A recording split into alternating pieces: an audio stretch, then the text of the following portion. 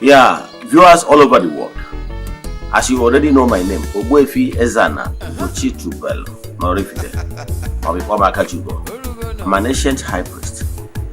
But only seem to add ugochitubelu na temple. And only seem to add Eze-Ana Restoration Evangelical Mission. So you can call me a priest or an evangelist. I will answer. My mission is to help people live better life. No, but it's no one case you. But I remind you all the friends of the temple all over the world that our annual festival, the Love Feast, is on the corner. Date December 1. Annual festival of the friends of the temple under Ochibanijele is an annual festival for all the friends of the temple, and also my birthday.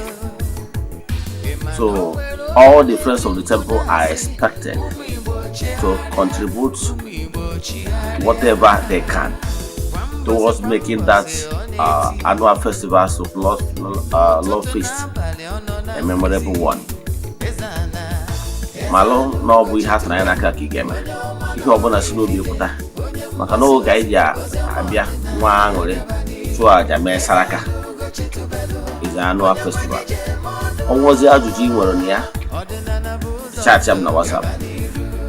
No WhatsApp no bi enweta mbu. Makwa na ibo onye na-esoyela anyị ha na-enwere amasị. Ị chọrọ isoyela anyị n'oge nwa anure ya.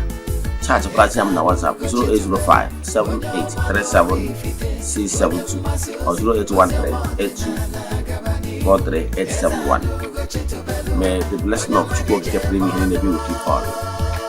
May you be protected, may you be favored, now and forevermore. Yes.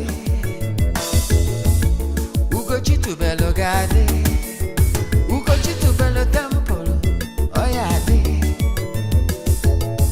Maka n'eziokwu anwa